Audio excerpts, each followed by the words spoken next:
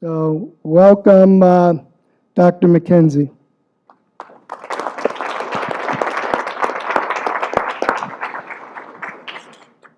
Thank you very much. I really appreciate the opportunity to be with you today, at least virtually. I do apologize for the fact that I'm not able to be there in person. It's difficult for me to get out of the building sometimes.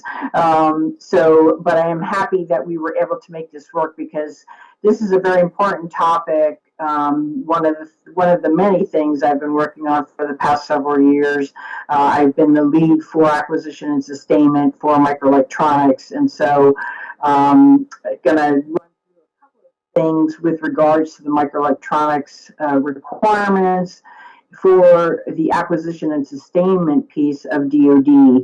I work very closely with the research and engineering folks, but my main focus has been on the acquisition and sustainment piece, and I've been very involved in the CHIPS Act efforts, which I'll describe towards the end of the briefing. So if we want to go ahead and go to the next slide, please. Okay, so today, this is just a quick outline of my talk today. I'm going to talk about, again, microelectronics, give you an overview from an acquisition and sustainment perspective. I'm going to talk about some of the unique challenges that we have in the acquisition community with regards to microelectronics, what the requirements are that we need to have for microelectronics that are used in our applications, and strategies to increase the utilization of COTS microelectronics, or commercial off-the-shelf microelectronics, in DoD systems, which has been a big push in the department. And then lastly, but not least, I'm going to talk about the CHIPS Act, because I know that's front of mind for a lot of people. I intend to try to go through these slides fairly quickly so that we have time for question and answer, because I think that's really usually the most interesting part of any talk. But please feel free to stop me, if you do have a question while I'm going through the slides. Next, please. Okay, so again, from an acquisition and sustainment perspective, not necessarily research and engineering, there's a lot of activity going on there that I'm partnering with R&E on. Really, the emphasis is on sustaining our existing DoD systems. That means that we really don't use a lot of state-of-the-art microelectronics. That's more of a technology development piece, again, for the work that's being done in R&E and industry.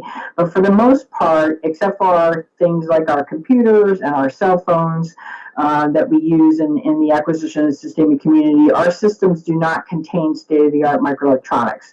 We have more emphasis on what some people call state-of-the-practice or legacy semiconductor technologies. Again, tech development is really prioritized by R&E. So there's large DoD investment to resolve critical microelectronic sustainment issues. We do have some funding within the Office of the Secretary of Defense to address some of these issues. Some of the things that we're making investments in are access to more modern radiation-hardened semiconductor technologies, which I'll talk about in a later slide. But that's critically important. Access to technologies with little commercial viability, that's a huge problem for us because we do a lot of custom integrated circuits in DoD for DoD unique applications.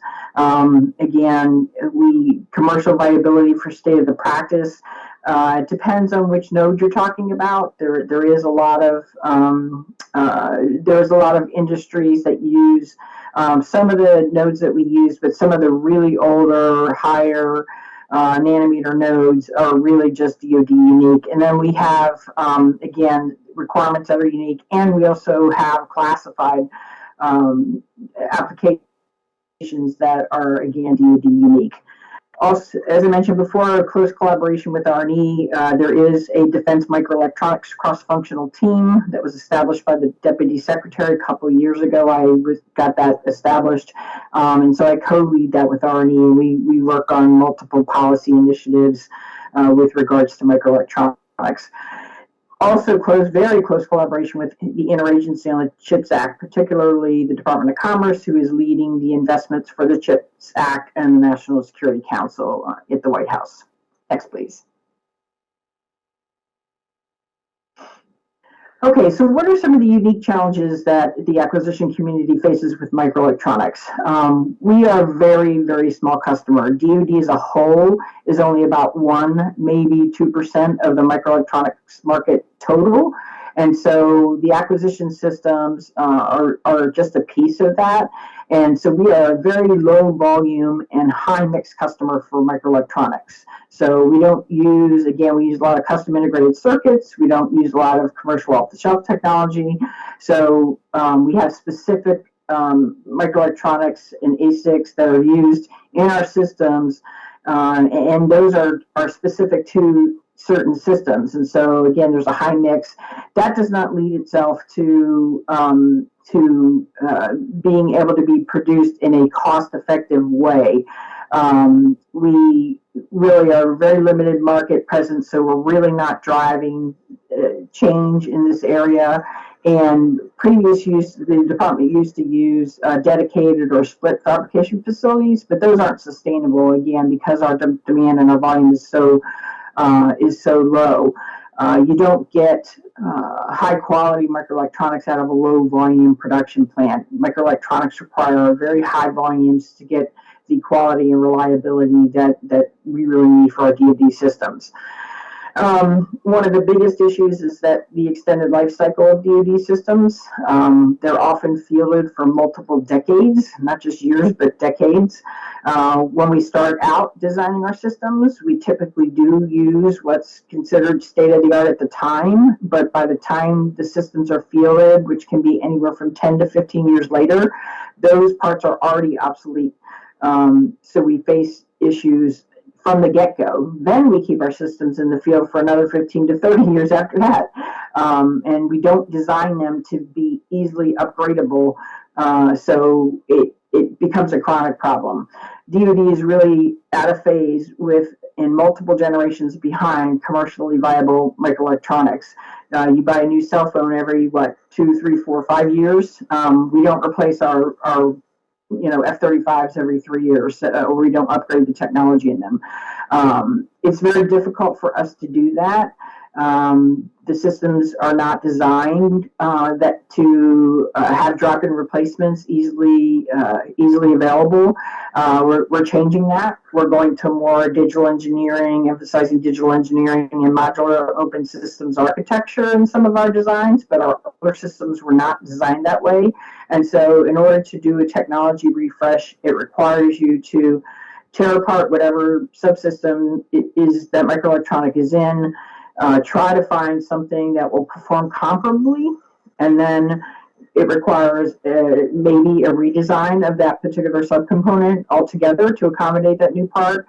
Then it requires a lot of testing and what's called qualification, making sure that the system performs the way it's intended to perform and that it's safe. That can be extremely expensive, anywhere from millions to hundreds of millions of dollars, depending on the system. So it's not an easy thing for us to just replace the microelectronics, the old microelectronics, with new ones, which is, unfortunately a common misconception. I talked about DoD-specific microelectronics not being commercially sustainable. We need strategic radiation-hardened microelectronics for our space and nuclear applications. Luckily, there's not a commercial market for nuclear systems, so that's a chronic problem for us, that we need that very specialized technology. We use ultra-high voltage electronics in some of our switching modules and fuse applications that helps us with our performance. We have to have those ultra high voltage electronics. And then I alluded to earlier classified designs, which again, typically there's not a commercial market for that. Next, please. So what are our requirements for as far as DoD goes? We require assured, secure microelectronics. Sometimes, purchasing microelectronics from commercial sources, we don't get that assurity that we need that something couldn't have happened to the part itself during processing or fabrication or packaging and testing. So this becomes an issue for us. Most microelectronic parts are produced outside the United States, and where we have very little control in unsecure environments, commercial environments. So that creates an issue for us when we need to have that assurance that those parts are going to function the way we need them to. The environments that our systems operate in are very harsh. We have high temperature requirements. Typically, COTS microelectronics are made to operate in the 0 to 70 degrees Celsius kind of range, but our applications require us to work in extended temperature ranges from minus 55 to plus 125 C, which is extremely harsh considering what those parts are designed to operate in. And also irradiated environments like the space and nuclear applications I talked about earlier, which is, again, not something that commercial microelectronics is designed to withstand. We need to have reliability. A lot of our applications are mission and safety critical, and sometimes the reliability data and quantification methods that commercial fabrication and packaging facilities rely on are incomplete or completely unknown to us. So that provides a certain level of risk. Next, please. So what are some of the strategies that we're trying to put in place to solve some of these problems and increase the use of commercial microelectronics and DoD systems? We are trying to work on developing and implementing some assurance methodologies. Some of you may be familiar with a concept or a methodology that R&E is developing called microelectronics quantifiable assurance, or MQA. That's one of the things that we're looking at. Again, most of the parts are manufactured overseas, so sometimes it's even difficult to implement those kinds of strategies or methodologies. So we need to make sure whatever we develop, our strategies are going to accommodate that. We do have trusted suppliers for microelectronics fabrication, if you're familiar with that methodology. That is a methodology where the fabrication facility itself doesn't have any non-U.S. citizens. It's secure. It has been certified by the Defense Microelectronics Activity that is suitable for manufacturing DoD microelectronics. So we have trusted suppliers that we can rely on, but none of those suppliers currently make state-of-the-art microelectronics.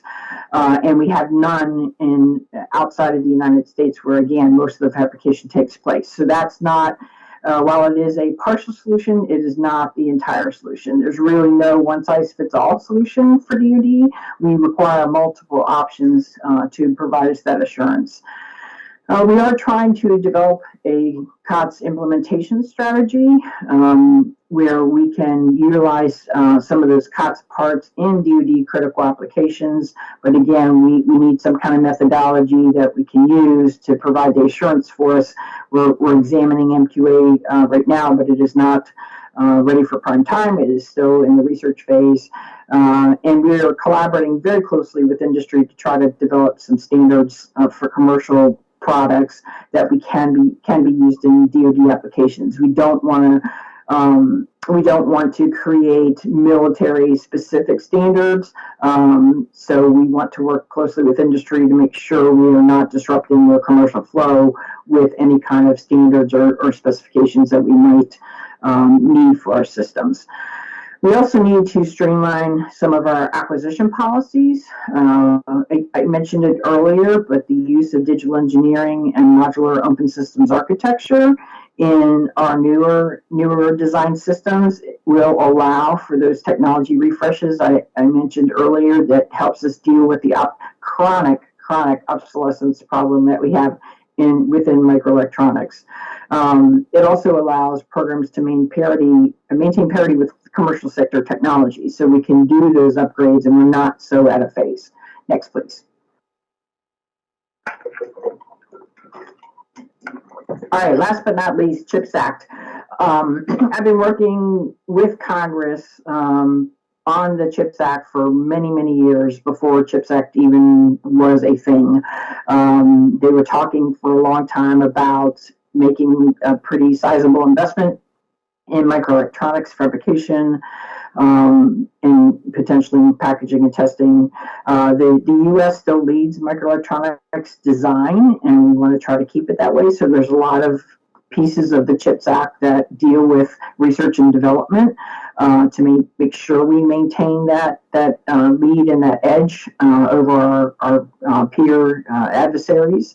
So that's a big piece of it. But I was really, again, mostly focused when I was having the discussions with them on how it could apply to our acquisition and sustainment systems, but also because I worked at the time in the Industrial Base Policy Office, understanding, the kind of ecosystem that we needed to set up to make sure that whatever investments were being made were going to be sustainable in the long term. So a couple of the things that I worked on, and I wasn't the sole person to do all this, but I certainly did have some pretty strong influence at the very beginning because I was the lead for AMS. The original version of the CHIPS Act authorization, because the authorization in the NDAA, National Defense Authorization Act, came first, did not contain an appropriation. We did not get an appropriation until later. But the original authorization said state-of-the-art semiconductors in it.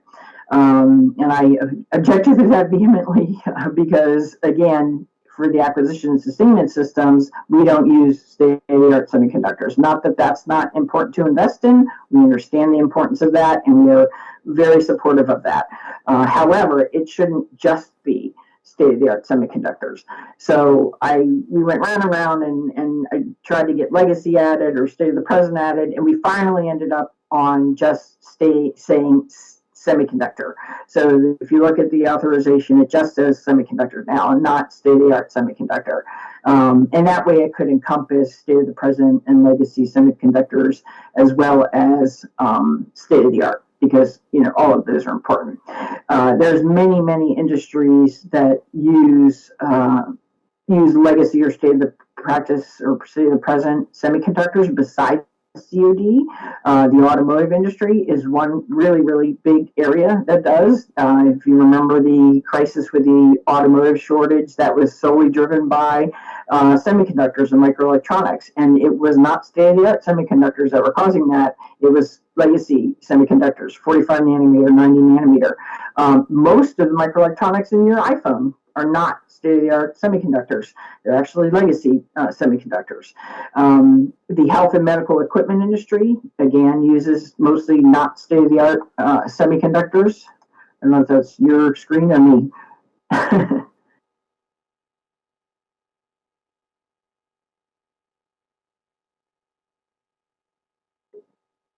You guys see that software? There we go. Okay. Thanks.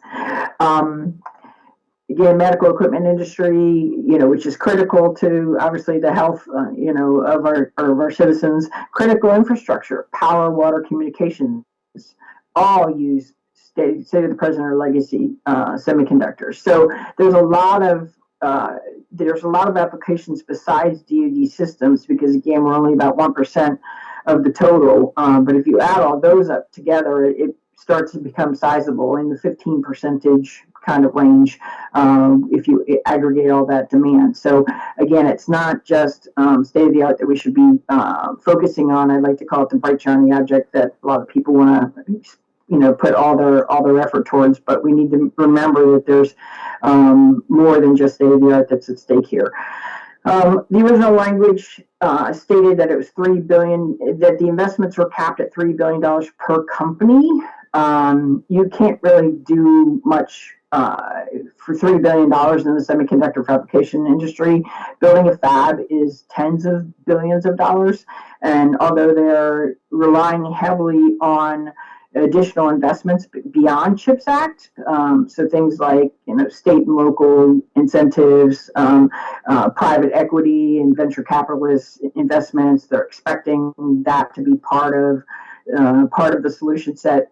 Certainly, $3 billion per company was not going to be, make a significant enough impact, in my opinion. So I work again with others to get that changed to $3 billion per project, so that you could break up certain projects within the same company and still get more than $3 billion for a company. So, hopefully that's helpful in again, building the kind of capacity we need.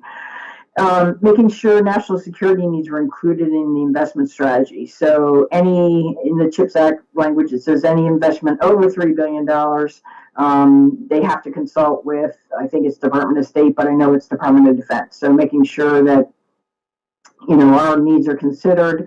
There's very specific language in both the CHIPS Act authorization and appropriation talking about national security investments. So that's something that we're working very closely, again, with the Department of Commerce, who is executing the CHIPS Act, and the interagency, including, the White House, to make sure that that national security investments are going to be made that will benefit our unique national security requirements. This is a big point that I talk about all the time. It's one of my soapbox things that I talked about very early on with Congress, because there was sort of a misconception of, write the check and the problem is solved. You write a check, you build a capability, and problem solved. And I kept telling everyone that that is not going to solve the problem. We need to understand why this capability went offshore in the first place. There's reasons why. Most of it's due to cost. And so we need to understand that if we write a check and build the capability, it's not build it and they will come. They're not going to come. We need to do other things to bring the demand back to the U.S. facilities that are going to make them cost competitive and sustainable. Otherwise, we should just put the check in the shredder.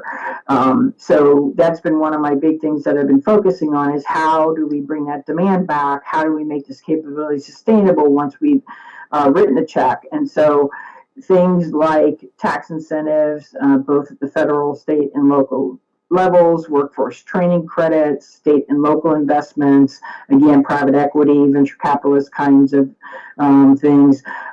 Those are the kinds of things that we need, in addition to the $52 billion, which sounds like a lot of money, but it's not, that Commerce got to write the checks. And eventually all of those kinds of things were included in the CHIPS Act appropriation. There's requirements for, state subsidies, as well as the federal subsidies that the CHIPS Act provides, and other state and local investments and tax incentives. So hopefully that will be creating this system, this holistic system that we need to maintain and sustain this capability that we're building that's so critically important. So with that, I'll stop and see if there are any questions. Thanks for your time. Thank you, Dr. Michienzi. Really interesting presentation and a lot of good insights. So one of the questions I have is related to IP. As you know, most of the DIBs or even the government don't own IP. We are providing a lot of funding, as you said, maybe not enough, but still a lot of money has been given to the various foundries and the other ecosystem people. But primarily my question is towards the foundries. Is there a way to incentivize them that with all this funding that they continue on the current generation, and maybe not, maybe they cannot continue on the current generation? Is it possible for the IPs to be transferred or be released so that somebody else can sustain the current production for, as you know, for 30, 40 years? That's what the DoD needs. And very similarly, the second part of the question is, you talked about COTS and MQA. Some of us in this room, quite a few in this room, are working on how to use COTS. And again, there are two ways to do it. One is to get the information from the manufacturers. The other way to do is do a screening and qualification, which is costly. So I think both of them are related. I appreciate your thoughts. Yeah, so I'll address the IP. Really sustaining the capability to manufacture the older legacy chips that DoD needs is not an IP problem. It's a business case problem. We don't have enough demand for those parts to provide a business case for somebody to manufacture them. Even if we could get someone to manufacture them, like, for instance, the DMEA, Defense Microelectronics activity, does have some fabrication capability, on a small scale.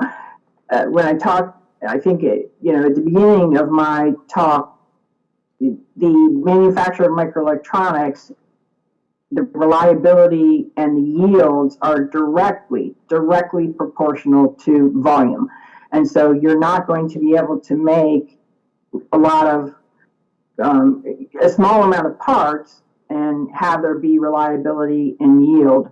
And you're not going to be able to make them profitably. So somebody is going to have to subsidize that manufacturer, even if we could get the IP. So it's just not a sustainable model, which is why why the commercial fabs are leaving or stopping producing those nodes, because they can't sustain it as a commercial business model. So it's really, we need to figure out how to upgrade our systems so that we don't have this reliance on the older technology nodes, and so we don't have to worry about that business case, and then we don't need the IP to transfer the technology, which is your question. Now, having said that, some of the activities under CHIPS, like Commons, if you're familiar with that, which is being led by R&E and DoD, that's actually the only funding that DoD got directly from the CHIPS Act, was $2 billion for Commons.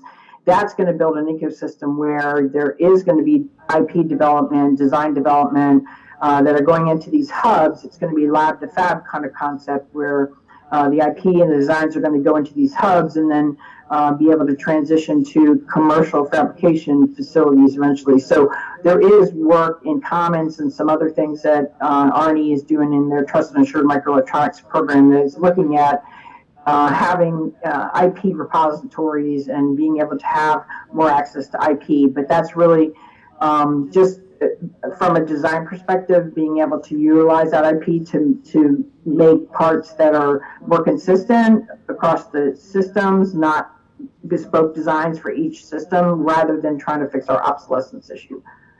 I hope that answered your question. It does. Thank you. Mm-hmm. Any more questions for Dr. Michienzi? We have one in the back. Would you mind coming up to the podium then, so she can see you? Well, there we go. Now we can see my whole face. Thanks, Michienzi, for your nice talk. This is Shantanu Bag from Huntington Ingalls Industries. So you mentioned about the sustainability and the procurement sections. And we are all aware of these things that the DoD doesn't make those systems, that defense industrial base make those systems. And I was wondering, when you are building those systems, so the cores and all these things, the systems of systems, and those supply chain issues, majority of those supply chain issues and the privity of contract, that doesn't translate all through the supply chain.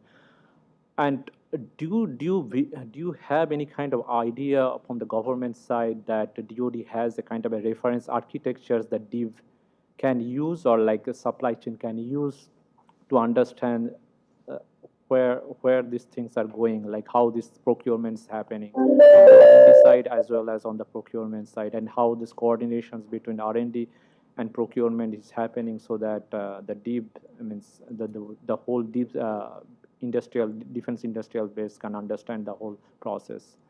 Do you have any kind of comments on that? Okay, so there was a lot there, but let me try to answer some of that. And I will let you know that, oh, it looks like my camera died. Hang on here a second here. Sorry. I'm going to come back. In the meantime, I'll answer your question. Yes, the DoD does not typically design their own systems. We rely on industry to do that.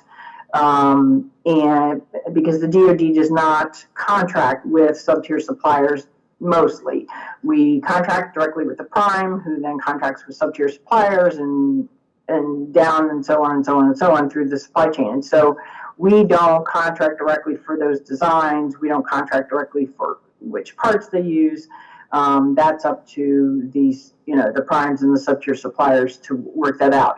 That provides a couple of problems. One, we don't have great visibility into our supply chain for microelectronics, which is a problem because we don't really understand, first of all, what the demand really is, where the parts necessarily we're sourcing them from, and we can't do things like aggregating the demand and trying to make systems or make designs that are applicable to multiple systems. So this is something that we're trying to work on, getting greater visibility into the supply chain so we can understand where these parts are being sourced from, who's making them, who's designing them, so that we can do things like aggregating demand, which would provide a better demand signal to enable some of the manufacturing to have higher volumes, so that we wouldn't have the business case problem that I just talked about in the previous answer.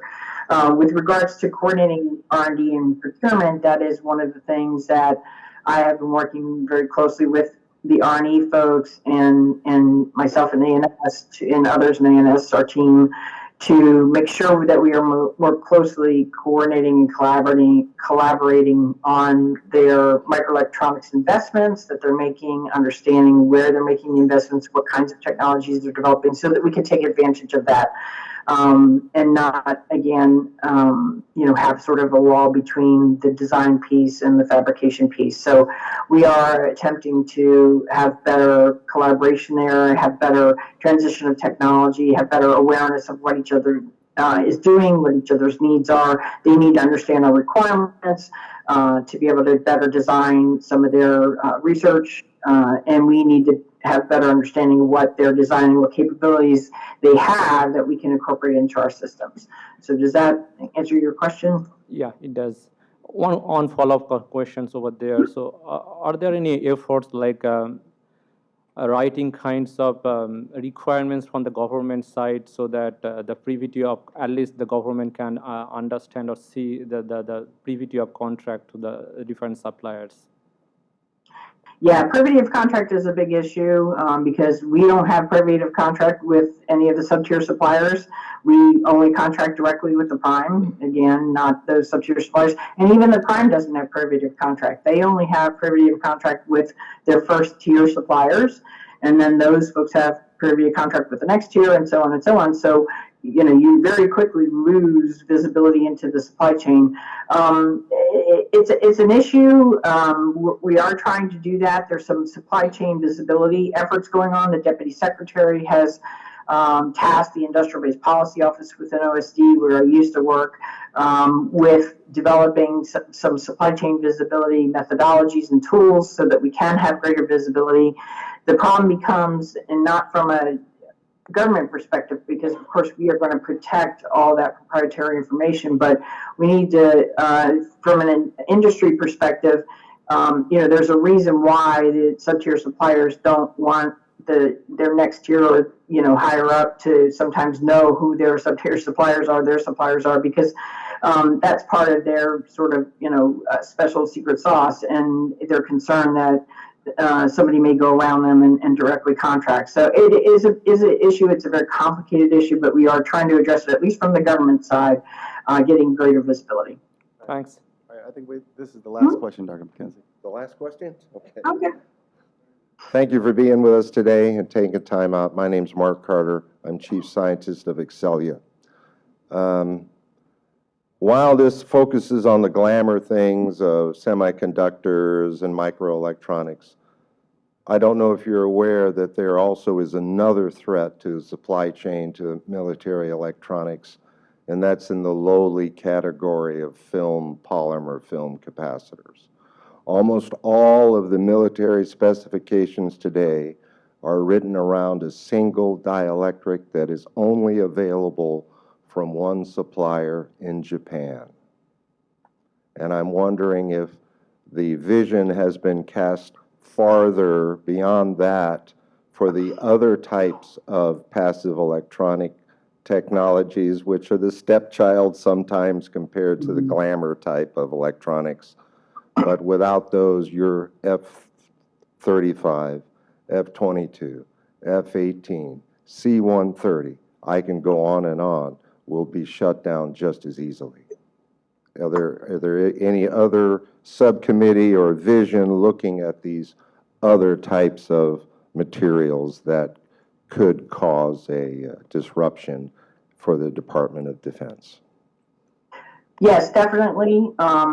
There's recognition that it's not just the semiconductor fabrication or packaging and testing, that all the components themselves and the materials, the gases that are needed to produce these things are critically important, and that we need to look at that piece of it as well.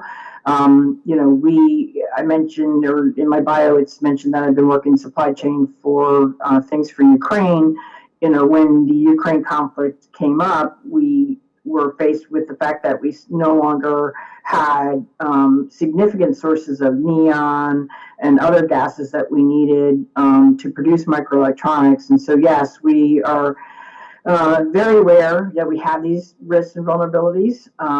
We often have single or sole source suppliers who are often foreign suppliers. Luckily, Japan is an ally, so it's not as big of a risk or issue, but we do have many single and sole source suppliers who are not allies, which does present an issue. There has been a great recognition both from the impacts to the supply chain due to COVID, and that's been exacerbated by the Ukraine conflict, that we need to do something to make our supply chains more resilient. We need to not rely on single sole source suppliers. We need to not rely on adversarial foreign suppliers. That's definitely something that we're addressing. The single sole source is a little more difficult because, again, DoD is such a small demand.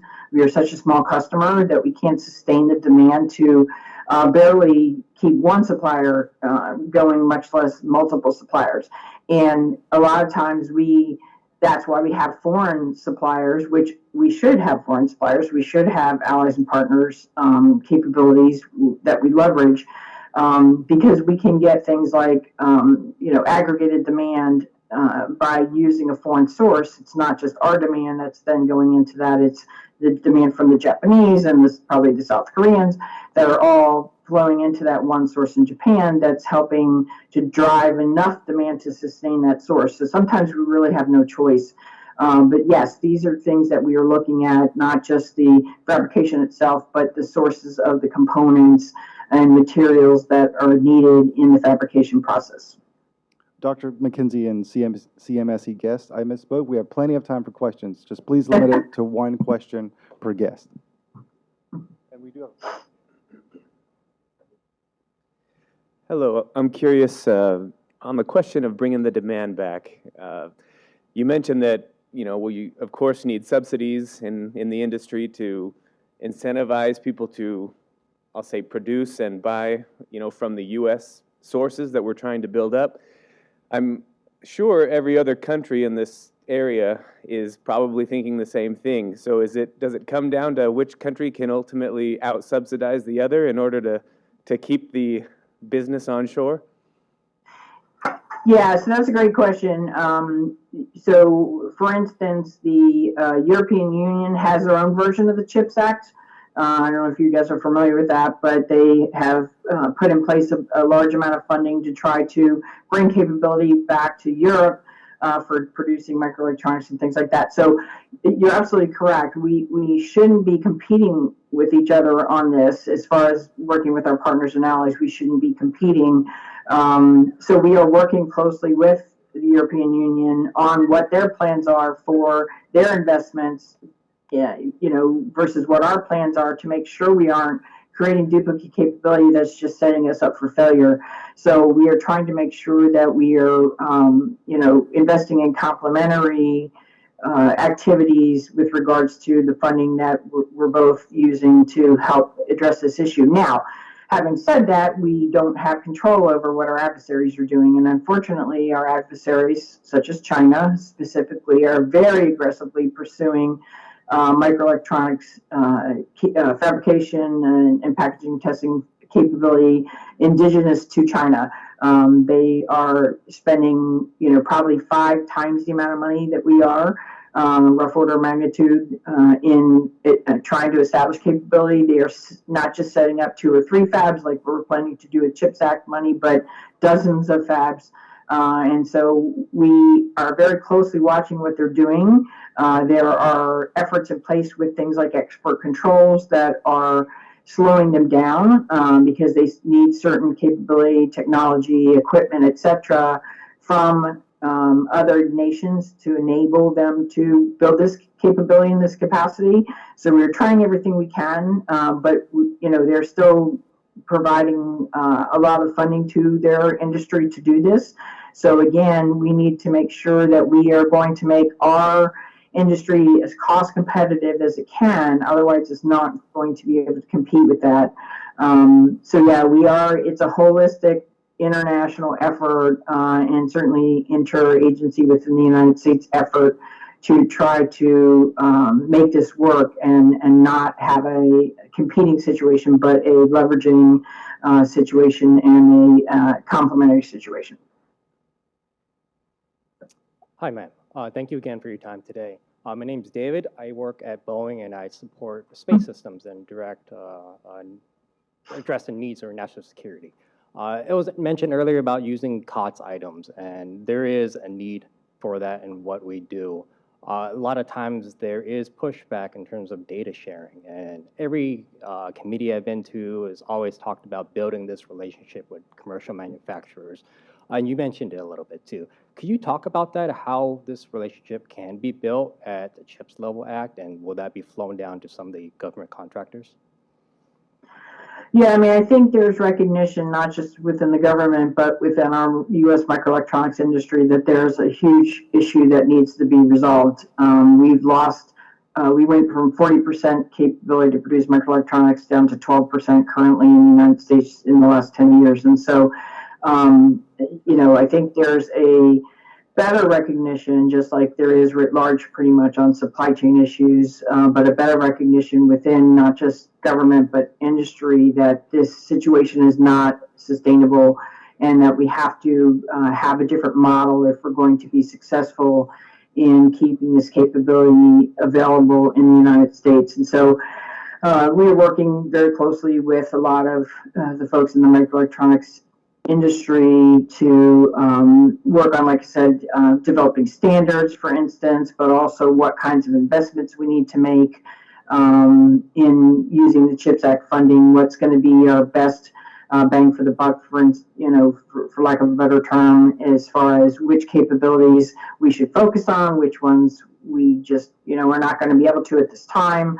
And again, how to make those capabilities sustainable once we do make those investments. So there is a lot of discussion between the government and industry, and I think industry is definitely understands the situation and is more than willing to work with us to try to solve some of these issues. So yeah, I think that that's a key part of this that's happening.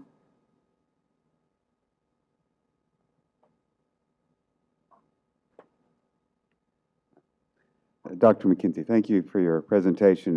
My name is Keith Brown. I'm from Boeing. We produce the F-15 and F-18. And the question I had is related to COTS. You made reference to it in your presentation about technology insertion and planning for just, drop-in replacements.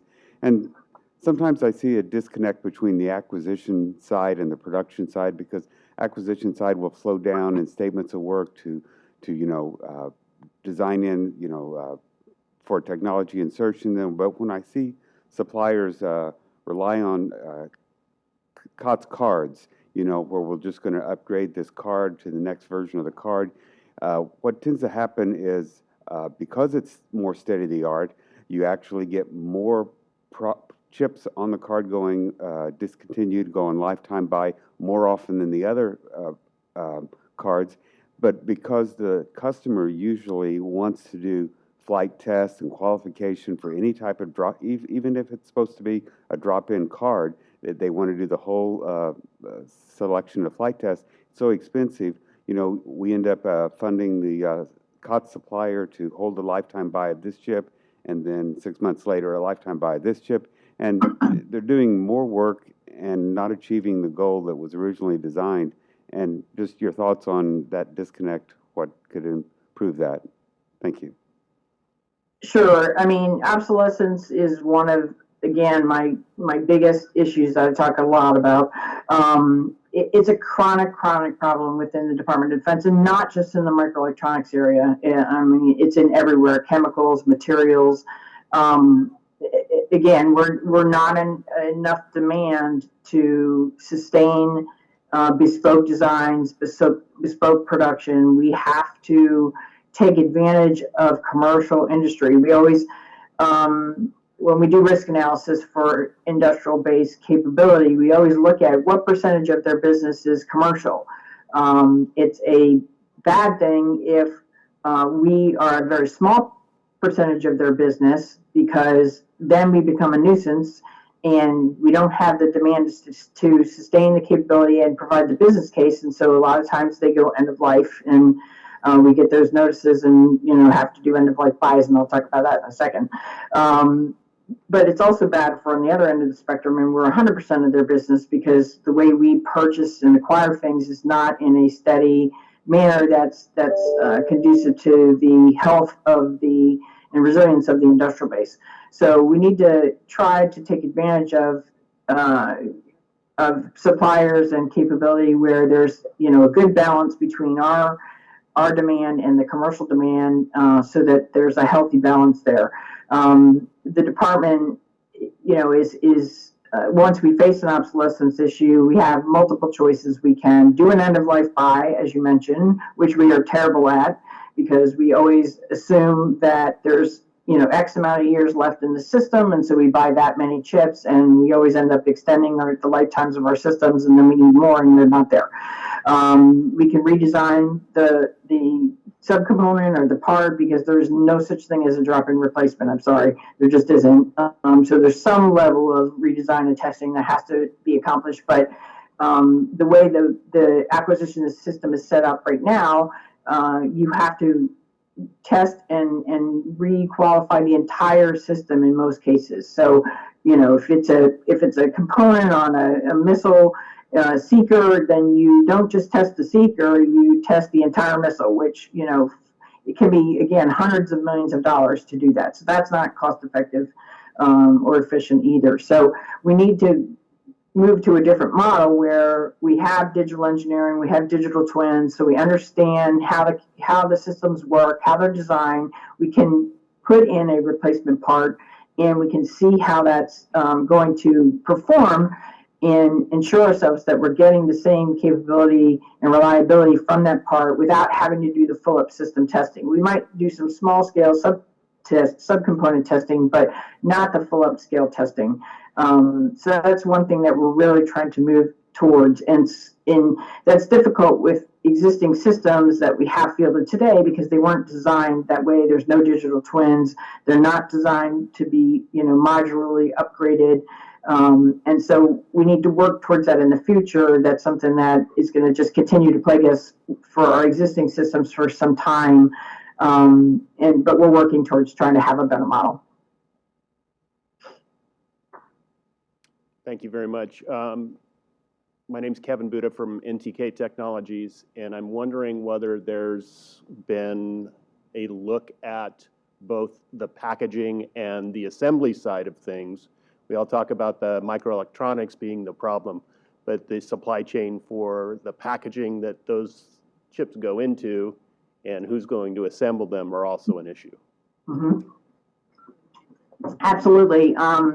fabrication is bad. It's the situation is risky because 75% of microelectronics are fabricated in the Asia Pacific theater, and if something happens in the Asia Pacific theater, guess what we're going to have a problem getting? It's even worse for packaging and testing because 98% of the packaging and testing happens in the Asia Pacific theater. So we are acutely aware that it's not just the fabrication piece of this. We have to do something about the packaging and testing, and that's something that we have discussed with Commerce, with the White House.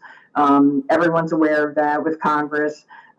We need, again, people tend to want to focus on the, the bright, shiny object kind of things like state-of-the-art, like fabrication facilities. We think that's where the highest risk is, and there is risk there, but the packaging and testing is a key piece of this, and we are going to need to make investments, and we are planning to make investments in that area as well, because, as I said, that's even a higher risk for us.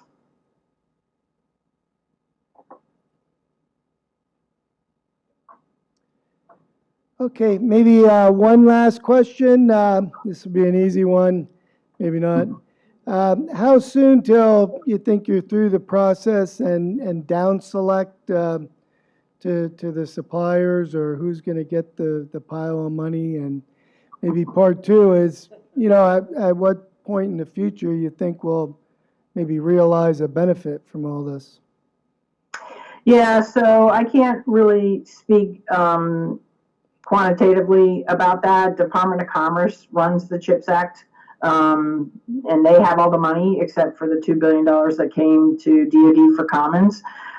So we're working very closely with them to put in place the requirements. They have released their request. I forgot what they called it. It's not a request for information, but they've released their initial request for input from companies, and they're getting those answers in now. Then they're eventually going to do a request for proposal, the normal kind of acquisition process. So we're working with them on that.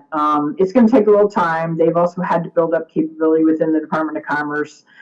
This is a much larger amount of money than Department of Commerce has ever executed before. So they've been working to build out the CHIPS program office and hiring people to do that. We've been trying to help them, and other agencies have been trying to help them because we're in DoD, very experienced with acquisition, obviously. And so we've been, providing information on things like alternate contracting mechanisms, because typically Commerce just uses FAR-based contracting, and we are experts at doing things like other transaction authorities and other kind of contracting mechanisms. So it's a process that's taking place. I can't give you an exact timeline for when awards are going to happen.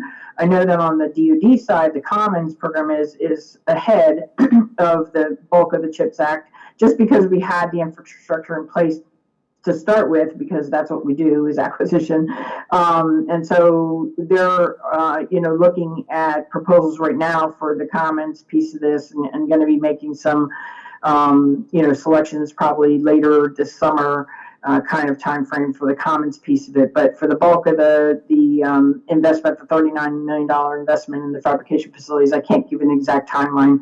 I know that once the money comes, it's going to take 3 to 5 years to build some of these facilities. It's not a simple thing to do. So, we're probably looking at, 3, 4, 5 years from now, 6 years from now, before any of these facilities are actually up and running. But that's okay. I mean, we have to start somewhere. We have to start this now, and we're aggressively pursuing it. Okay. Speaking for everyone here at CMSE, I want to thank you personally and from all of us for taking time out of your busy day, and we wish you the best of luck in everything you're doing, and keep on doing it. So, thank you very much. Thank you. I appreciate it, everybody. Appreciate your time. Okay. Have a nice day. You too.